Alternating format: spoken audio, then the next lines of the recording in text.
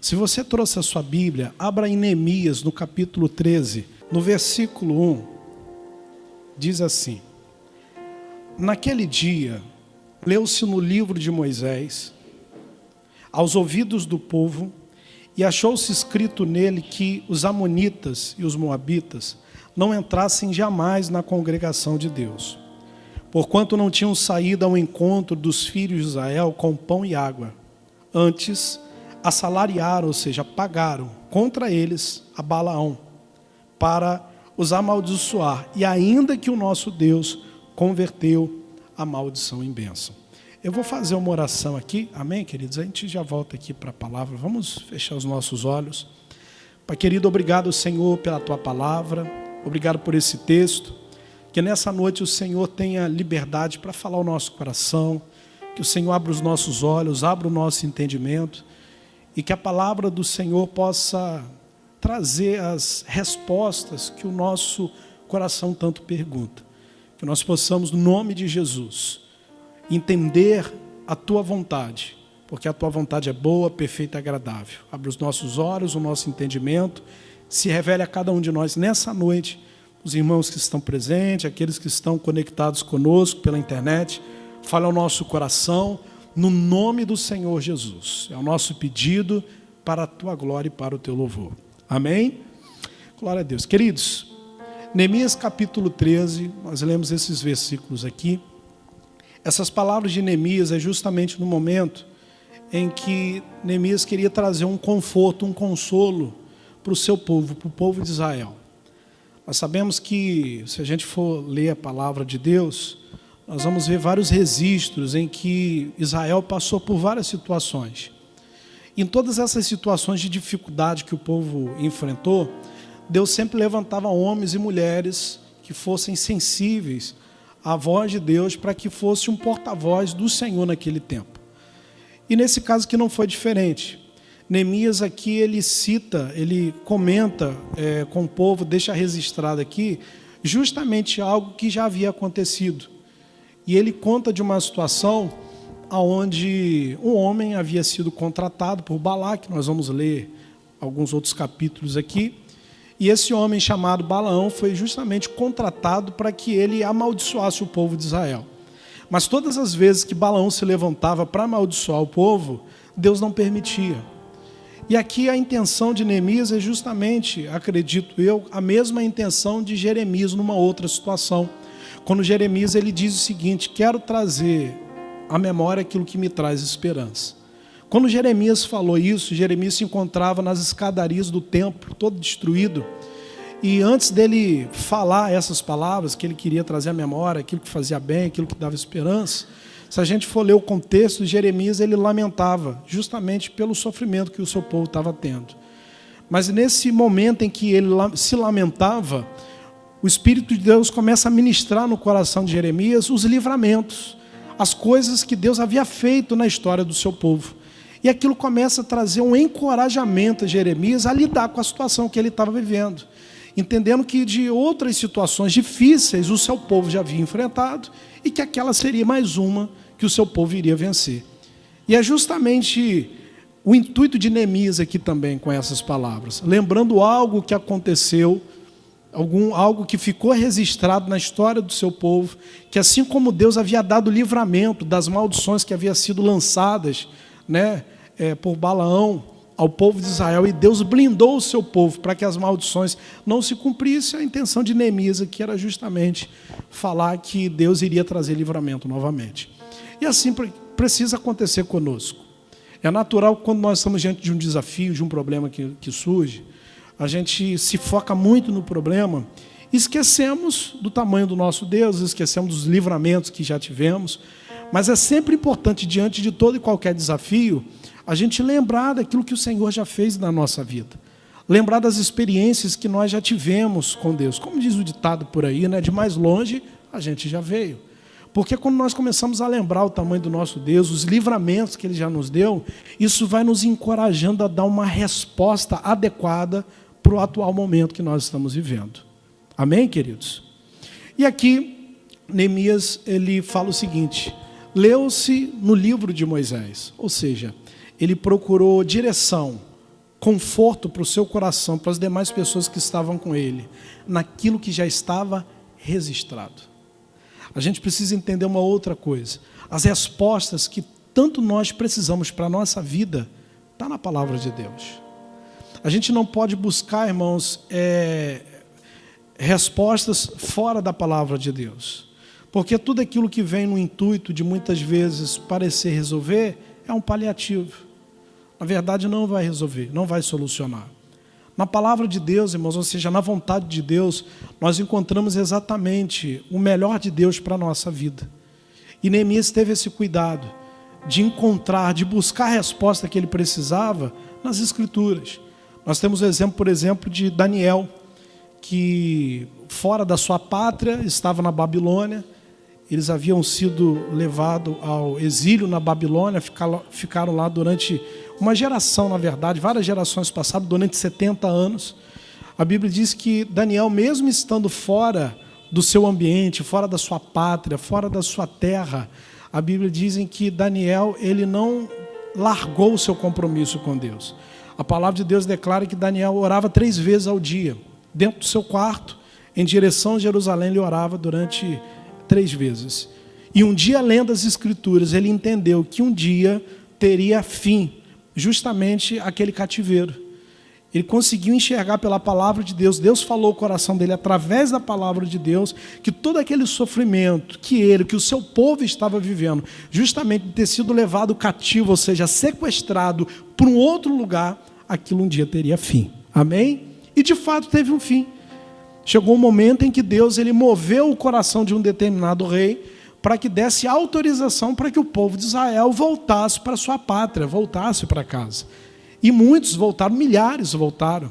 É por isso que no livro do profeta Ageu tem aquele versículo que é muito conhecido, em que o profeta diz o seguinte: olha, a glória da segunda casa será maior que a primeira. Quem já ouviu esse versículo, né? Bem conhecido, né? Ele justamente ele usa essas palavras encorajando o povo que havia voltado depois de 70 anos a continuarem empenhados a reconstruir o templo e a reconstruir a cidade que havia sido destruída, devastada, porque eles ficaram justamente 70 anos ausentes dali. Agora, o interessante é que Deus se revelou a Daniel falando que um dia aquele cativeiro teria um fim. E foi aonde? Através da palavra. Então, queridos, como nós vemos aqui Neemias, eu dei o exemplo de Daniel, dei o exemplo de Jeremias, trazer à memória aquilo que me traz esperança, ou seja, lembrar das coisas boas que já nos aconteceu, para que isso possa nos encorajar a lutar, né, as guerras que estamos vivendo no momento atual, para a gente sempre ter uma visão motivada por Deus, que nós vamos vencer, como de outras batalhas nós já vencemos. Nós precisamos também, no momento da dificuldade, voltar nossa atenção para as Escrituras, voltar nossa atenção para a palavra. A palavra de Deus não é um paliativo, a palavra de Deus é a solução, é a vontade de Deus expressa. Amém? Então no versículo 1 do capítulo 13 diz: naquele dia leu-se no livro de Moisés aos ouvidos do povo, e achou-se escrito que nele os amonitas e os moabitas não entrassem jamais na congregação de Deus. Por que essa ordem? Porque esses povos aqui, os amonitas e os moabitas, eram considerados povos amaldiçoados. Ou seja, na palavra de Deus, irmãos, a gente encontra as respostas que nós precisamos para as lutas que enfrentamos, e encontramos também na palavra de Deus, além de tantas coisas que precisamos, mas encontramos na palavra de Deus também conselhos da parte de Deus, daquilo que nós não podemos jamais deixar entrar na sua casa, deixar entrar no seu templo. Ou seja, o que não pode entrar na casa de Deus, no templo de Deus, é aquilo que é considerado impuro. E quem é a casa de Deus? Somos nós. Na palavra de Deus nós encontramos, além de encontrar conforto, nós encontramos orientação da parte de Deus para que a gente venha filtrar aquilo que não é bom para que entre na nossa vida. Ou seja, na palavra de Deus a gente tem conselho de como andar de forma em que o Senhor se agrada. Porque nós somos a casa de Deus, nós somos o templo. O próprio apóstolo Paulo diz isso: não sabeis vós que sois templo do Espírito Santo, que foste comprado por um alto preço? Ou seja, nós somos a casa de Deus. Então, naquele tempo, era proibido que os moabitas, que os amonitas entrassem na congregação de Deus, entrassem na casa de Deus, porque eram considerados povos impuros. Eu vou explicar o porquê disso. Da mesma forma, queridos, na palavra de Deus nós vamos encontrar orientação da parte do Senhor, daquilo que é puro e daquilo que é impuro. E sabendo dessas recomendações, vai exigir de nós um posicionamento de acordo com aquilo que nós ouvimos. Ou seja, existe um estilo de vida, uma maneira que Deus quer que a gente viva. E está aqui. Quem está entendendo até aqui? Quem são os amonitas, quem são os moabitas? Esses dois povos, que naquele tempo foi considerado um povo impuro, um povo amaldiçoado, eles eram descendentes de Ló. Pastor, quem foi Ló? Ló, a maioria já sabe, Ló era sobrinho de Abraão. Quando Deus se revela a Abraão, falou assim: Abraão, sai da tua terra, da tua parentela, vai para a terra que eu vou te mostrar. Abraão saiu de lá, obedecendo a Deus, junto com a sua esposa, e levou o seu sobrinho. Ele tinha o seu sobrinho como um filho adotivo. O seu sobrinho não tinha pai, o pai tinha falecido. O avô, pai de Abraão, o avô do sobrinho de Ló, também havia falecido. Então, Abraão tinha a sua esposa, o seu sobrinho tinha os seus tios. Então, eles saem dali, começam a trilhar a direção que Deus havia dado, nós já conhecemos a história, ambas as partes começam a prosperar, tanto Ló como Abraão. Chega um momento que os funcionários de Abraão e de Ló começam a se desentender. Abraão então entende o seguinte: olha, é melhor que a gente se separe, você vai para um canto, eu vou para o outro, para que o desentendimento dos nossos funcionários não venha afetar o nosso relacionamento familiar. Ló então faz a escolha dele, vai para um determinado lugar, constrói a sua família, sua esposa, suas filhas. Com o decorrer dos anos, Deus se revela a Abraão e fala que justamente o lugar onde Ló estava seria destruído por conta do pecado que Sodoma e Gomorra, que a gente conhece. Abraão começa a interceder pelo seu sobrinho, para que Deus guardasse a vida dele. Deus ouve a oração de Abraão, envia 2 homens lá, que nós sabemos que eram 2 anjos, para tirar justamente Ló, a sua esposa, suas 2 filhas de lá, porque aquele lugar seria destruído por conta do pecado. Ló sai de lá com a sua família, sua esposa olha para trás, ela fica no meio do caminho, ele sai, é retirado de lá, aquele lugar destruído. Bom, agora ficou Ló, ficou as suas 2 filhas. As suas 2 filhas, por conta de terem deixado a sua vida social, seus amigos, suas pessoas para trás, onde havia sido destruído, por medo de não terem filhos e de não poderem dar continuidade à semente do seu pai e da sua mãe, embebedaram a Ló, como nós conhecemos. Ele ficou doidão. As 2 se deitaram com seu pai e, de uma forma incestuosa, tiveram filhos. E aí, desses 2 filhos, surgiu justamente esses 2 povos. Um foi Moabe, né, que é o povo moabita, e o outro é Ben-Amim, que no caso são os amonitas. Desses 2 filhos, por conta de uma relação errada, pecaminosa, surgiram famílias que se tornaram povos. E esses povos, com o decorrer dos anos, se tornaram oposição ferrenha ao povo de Israel, que era justamente os descendentes de Abraão. Ou seja, todo mundo tem um certo parentesco. E aí, para quem já entende, não é novidade, mas para quem não entende, começa a entender o porquê das guerras, né, no Oriente Médio, inclusive da atual guerra. Tem um cunho político e um cunho religioso. Vamos lá, voltando para a palavra. Esses 2 povos não podiam entrar na congregação de Deus, por conta de como eles surgiram. Assim como existem coisas, irmãos, que não podem entrar na nossa vida, justamente do como surgiu. Comportamentos, palavras, pensamentos, enfim. Coisas que a gente precisa ter um cuidado para que não entre na congregação, na casa de Deus, o qual somos nós. E quem vai trazer essas placas informativas do que pode e o que não pode? A palavra. Então Neemias encontrou conforto na palavra, mas Neemias entendeu pela palavra também o que podia entrar no templo e aquilo que não podia, assim como nós. Irmãos, na palavra de Deus a gente encontra. Agora, tem uma outra coisa importante. A palavra de Deus, ela nos guarda. A palavra de Deus nos protege. Como assim, pastor? Não é Deus que me guarda? Sim, é Deus que nos guarda. Mas você vai entender. Irmãos, quando a gente obedece a palavra, estando na palavra, isso é protetivo para a nossa vida. Neemias aqui está citando uma situação que aconteceu há muitos anos atrás, o qual ele não viveu. Mas ele encontrou escrito. Aquele registro ficou para que seu povo não esquecesse da sua história. Mas olha o que diz, abre lá, Números 23. Vamos voltar a um tempo o qual Neemias não viveu, o qual Neemias falou. A gente também não viveu esse tempo. Mas vamos entender um pouquinho aqui, Números 23, o que Neemias estava querendo dizer para o seu povo naquela época. Números no capítulo 23. Quem está entendendo a mensagem, diga amém. Glória a Deus. Números 23. No versículo 1, diz assim: Então Balaão disse a Balaque: Edifica-me aqui 7 altares, prepara-me aqui 7 bezerros e 7 carneiros.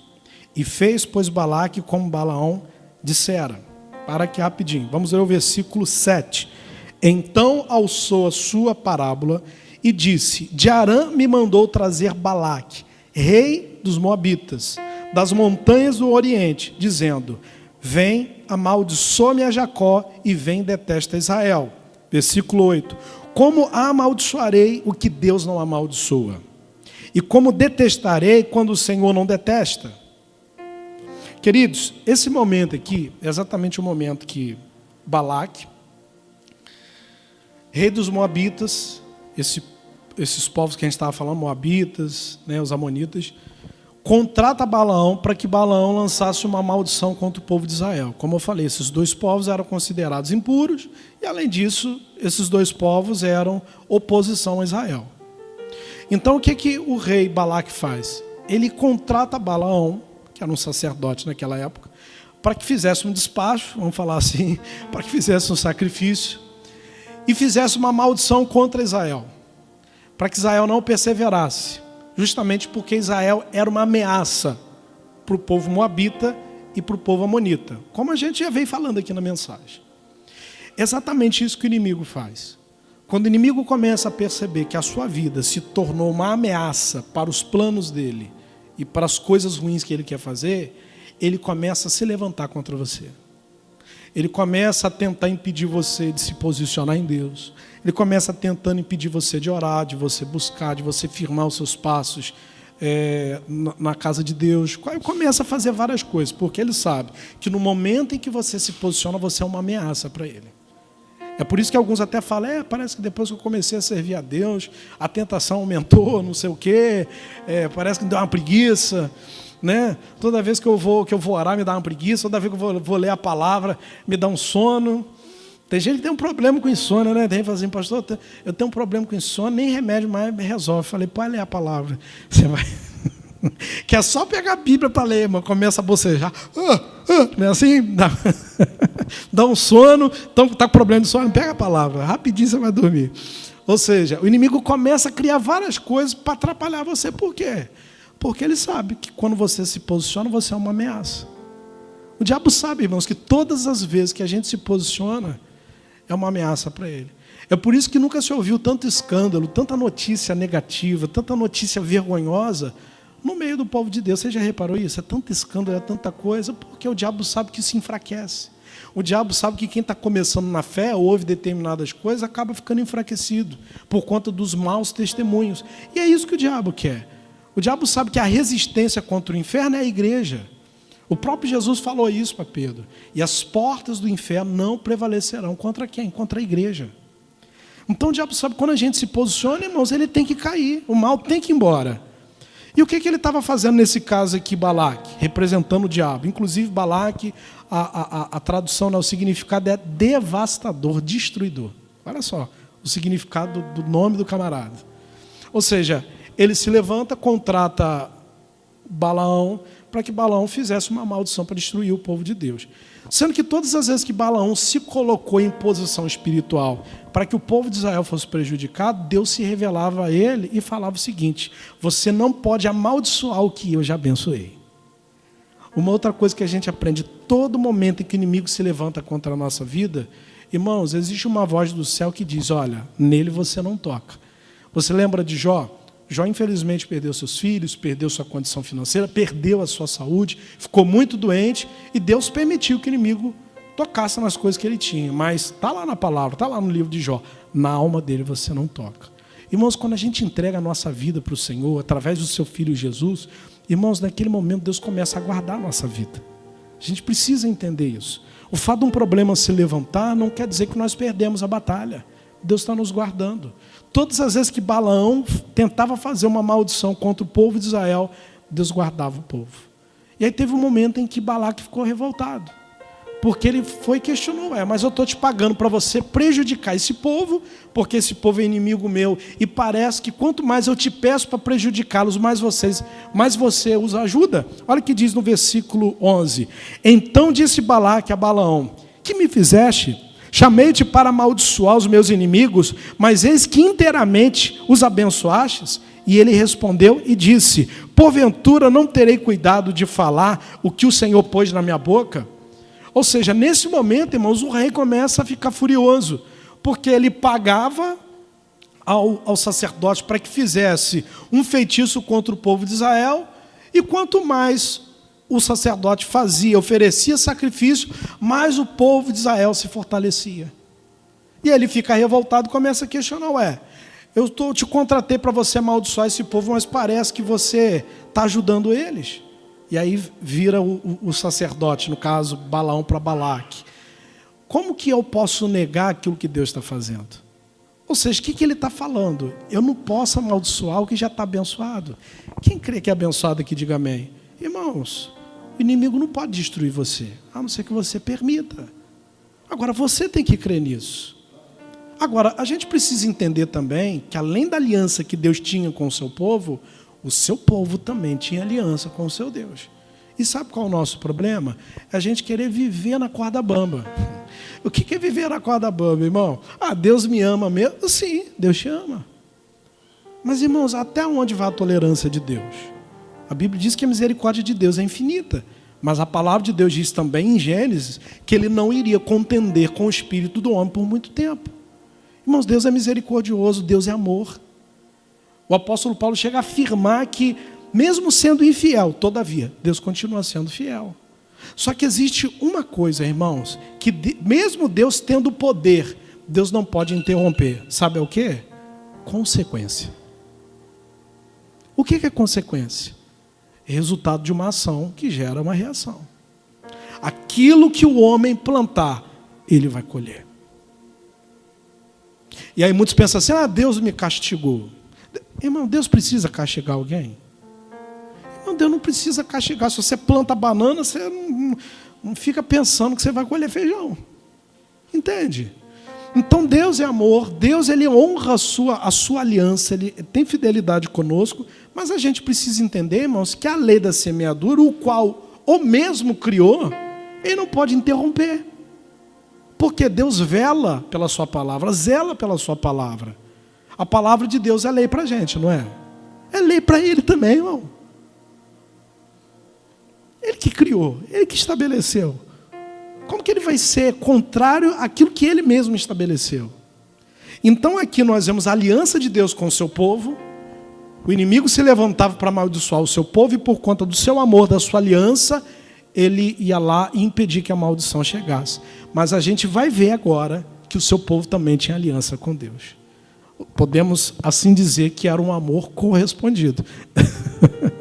Deus amava o seu povo, mas o seu povo também procurava amar a Deus. Olha o que diz aqui, queridos, no versículo 19. Deus não é homem para que minta, nem filho do homem para que se arrependa. Porventura diria ele não faria, ou falaria e não confirmaria? Para aqui rapidinho.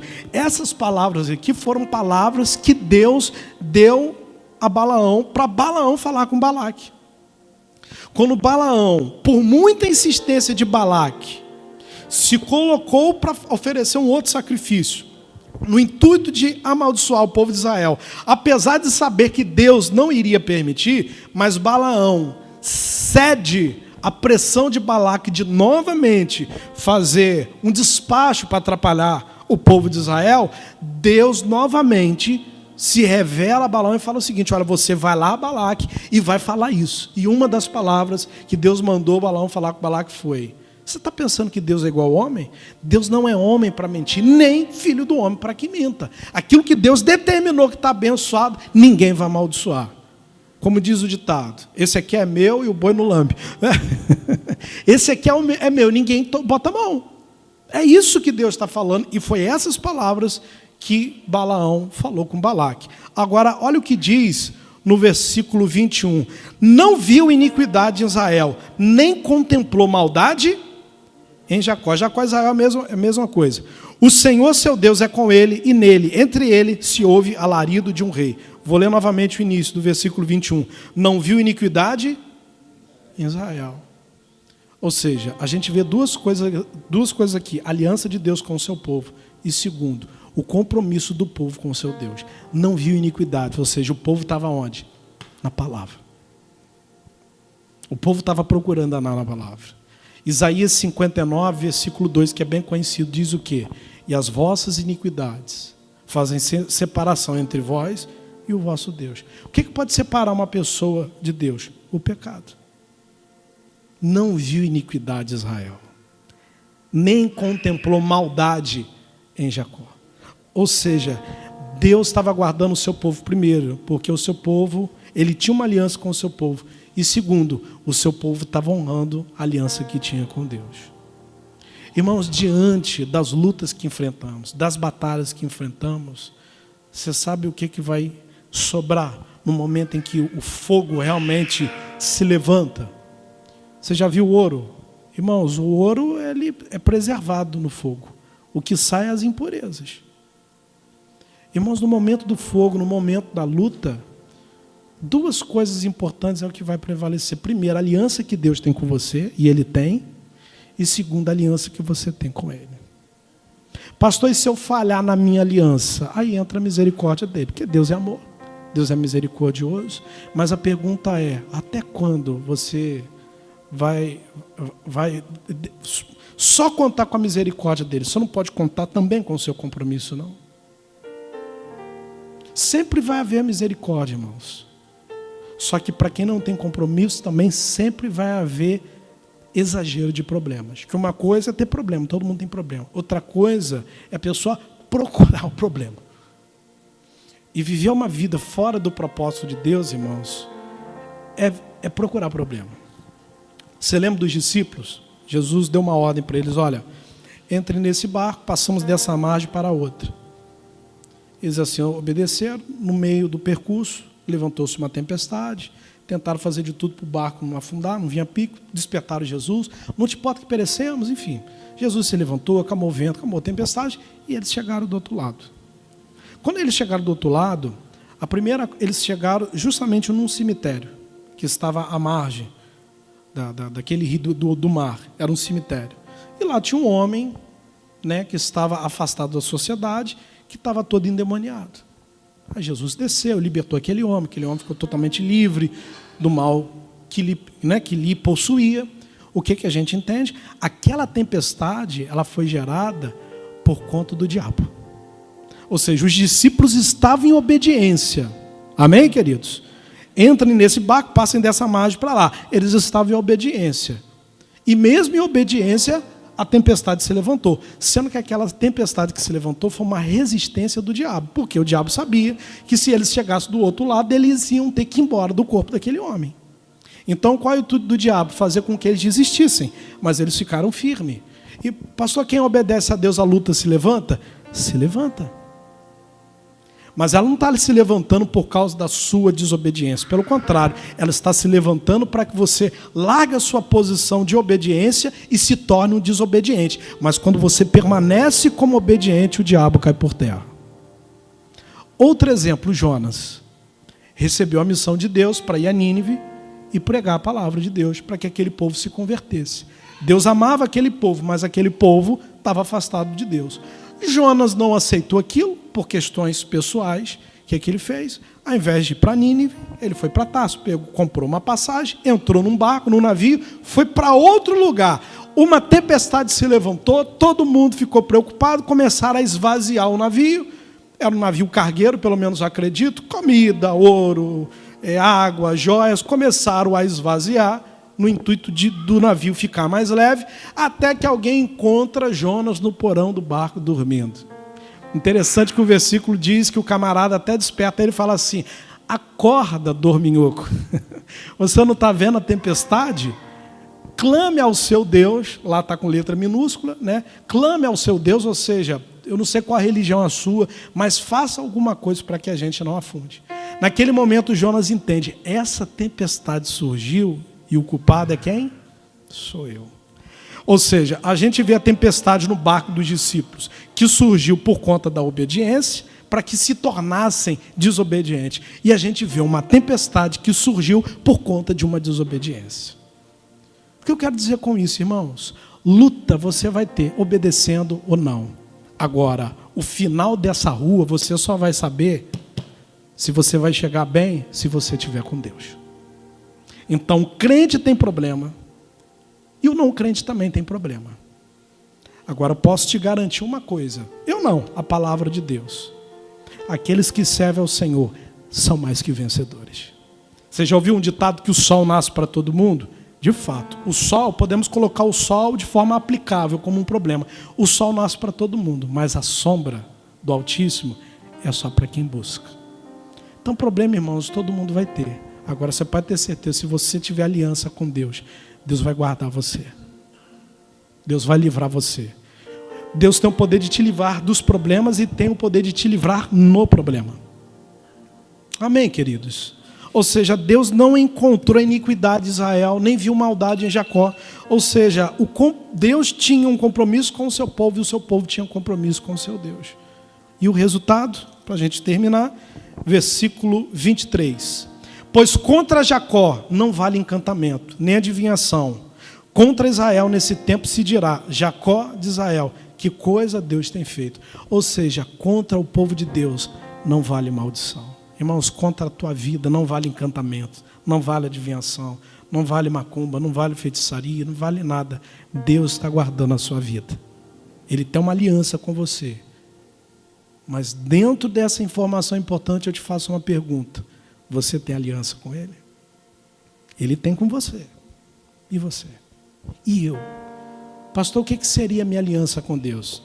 A nossa aliança, irmãos, ela foi firmada com sangue. E o sangue de alguém inocente. Esse sangue foi o sangue de Jesus. Será que eu tenho honrado essa aliança? Esse sangue foi derramado? Pastor, como que eu posso fazer para honrar? Andar na palavra. Procurar obedecer. E Deus, Ele também vai procurar me guardar. Amém? Para a gente terminar, volta para lá, Neemias 13.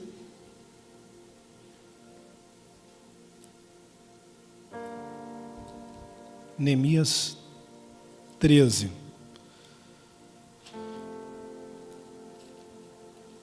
No versículo 1, que diz assim: Naquele dia leu-se no livro de Moisés, aos ouvidos do povo, e achou-se escrito nele, que os amonitas, os moabitas, não entrassem jamais na congregação de Deus, porquanto não tinham saído ao encontro dos filhos de Israel com pão e água. Antes, assalariaram contra eles a Balaão, para os amaldiçoar, ainda que o nosso Deus converteu a maldição em bênção. Lembra que todas as vezes que Balaque ia lá, pagava Balaão, Balaão fazia uma espécie de sacrifício, no intuito do povo de Israel ser amaldiçoado. Deus se levantava e falava, olha, o que está abençoado ninguém amaldiçoa. Ou seja, todas as vezes que o mal se levantava, lançava uma maldição, Deus, o poder de Deus é como se fosse um filtro, como se fosse um carvão, que impedia com que aquele mal alcançasse o seu povo. O mal vinha, mas Deus transformava em bênção. E é isso, irmãos, que Deus tem feito em nossas vidas, e é isso que Ele quer continuar fazendo. O mal pode até se levantar contra você. O diabo é igual o cachorro, irmão, que late no morde. Você pode ter certeza, se Deus estiver na sua vida, Deus vai transformar o mal em bem para você. Agora, Deus tem uma aliança com você, agora você precisa honrar a sua aliança com Ele. O povo honrou a sua aliança com Ele como? Obedecendo. Deus não encontrou iniquidade no seu povo. Deus encontrou obediência. E esse é o convite que o Senhor nos faz. Ande na minha presença. Ande na minha palavra. Esse é o convite que Ele nos faz. O sucesso, irmãos, na nossa vida depende da nossa disposição de andar com Deus. A Bíblia diz que os passos do homem bom são confirmados pelo Senhor. Agora, o homem ou a mulher boa é aquela que anda no caminho. Jesus é o caminho, a verdade e a vida. Ninguém vai ao Pai se não for por Ele. Então, quando a gente entrega a nossa vida para Jesus e procura andar de acordo com a sua vontade, irmãos, Deus já tem uma aliança conosco. Além de nós desfrutarmos do cuidado dessa aliança, nós desfrutamos do benefício daqueles que assumiram um compromisso com Ele de obedecê-lo. São guardados, são abençoados, são protegidos e não tem maldição que dure, que fique de pé contra a sua vida. Porque o que se levantar vai cair. Deus tem um compromisso com aqueles que têm um compromisso com Ele. Vamos andar na palavra, vamos continuar firmes e com certeza, irmãos, o Senhor há de nos guardar, de nos abençoar, de nos honrar. Essa é a vontade dEle. Amém?